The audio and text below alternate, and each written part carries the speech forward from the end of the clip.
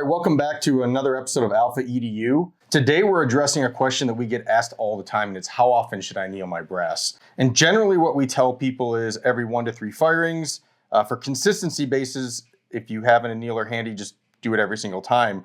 But what we decided to do is actually test what's going on with the brass from virgin out through 7 firings. So Andrew, do you want to go over what we did as far as testing and actually how we test the brass for hardness? Yeah, absolutely. For this test in particular, we tested right before for virgin firing or 0 firings on it.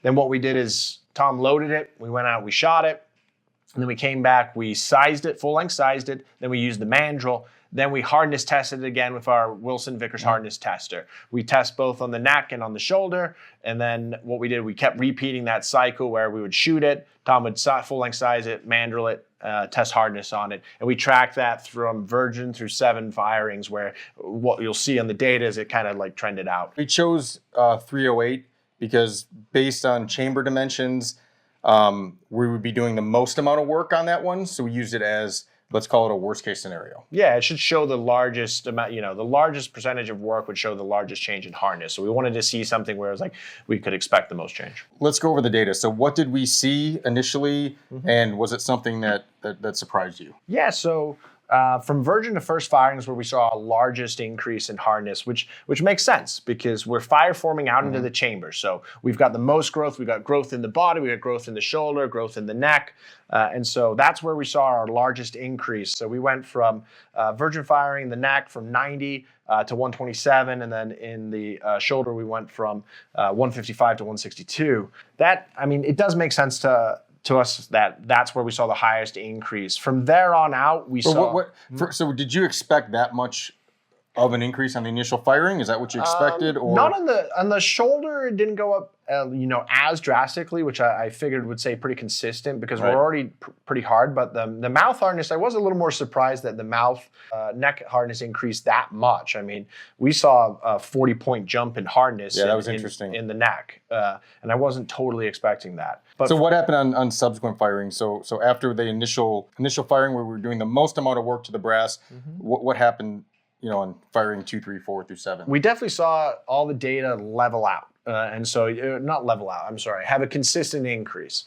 And so the reason that, we expect to see that is because we have a consistent loading process. And so we would shoot it, it would fire form out into the chamber. We would come back, we use the same sizing dies. We only bumped the shoulder 2 thou, sized it down, mandreled it out, hardness tested it. And so because our process was consistent, we saw a consistent increase in the hardness firing 2, 3, 4, 5, 6, and 7. So I think that was a bit more, that's expected because, work hardening is a calculation. It's if you do the same movement to the brass, you should see the same results.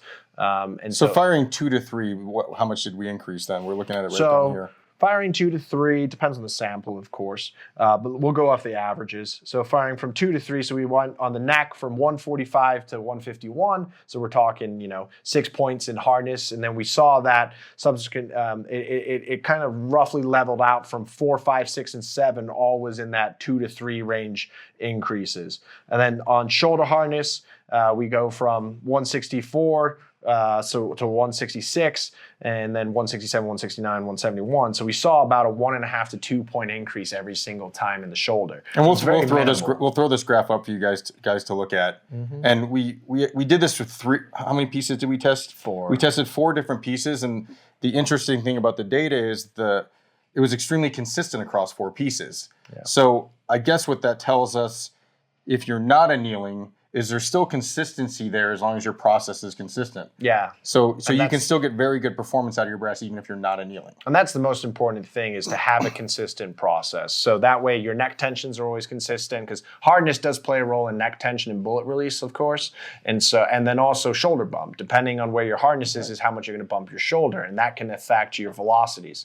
So that's what's critical, is having the most consistent process. And we showed that our process was really consistent because of the consistent increase in the slope. But that would also then you can trend back to the virgin brass. I think, because of our manufacturing processes and consistent neck wall thicknesses, we have very consistent hardness values coming out from our manufacturing process. So if you see a variance in your virgin brass from high to low, that's going to propagate through your firings unless you anneal and then you set it back to zero. That's a good point. So because the brass from our factory is so consistent, that's definitely playing a role in consistency across subsequent firings. Yeah. The one thing we didn't do, obviously, because we did this in the shop here, is we didn't test for Downrange group size, downrange performance. So we didn't look at ESs and SDs in this small data. We were just looking for hardness values. So that might be something interesting to look at in subsequent videos. So I guess the question everybody wants to know now is, looking at this data that we have, what do we recommend? Do we recommend annealing every single time? Do we recommend every third time? I think, first off, like, a lot of people always say our virgin brass shoots the best. And so people, if you want to reset it to virgin numbers, then you're going to have to anneal every single time. But I think this also leads to a great second follow-up video that we can do, where we can say, hey, we're going to anneal every firing, every 2, every 3, every 4, every 5, and do another set of testing to kind of show where does that accuracy start to degrade. Because there is a theory that, as you increase hardness, you're going to increase the length of elastic deformation on that materials curve, on that stress strain curve. But anyway, so as you elongate that portion that's elastic, that means that you should have better bullet release. So it could be an interesting test to look at. As we get harder, we could potentially actually have more consistent numbers out of it. So I guess not drawing any conclusions in this video right now, but just throwing some data out there. So, to recap, we saw a pretty large increase in hardness in the neck on the initial firing and the most on the shoulder, and then it evened out. So I think it leads to a lot more questions, and things we can look at. If you guys have any suggestions, leave them down in the comments, and we'll absolutely consider them for future videos. But just trying to get more and more data and information out, because we've never seen anything like this being published. And obviously, no one at home is going to have a Vickers hardness tester. So if you do, you're the goat of reloading. Anything else you can think of? I think it just, everything comes back to consistency. It's consistency in your loading process, consistency in sizing.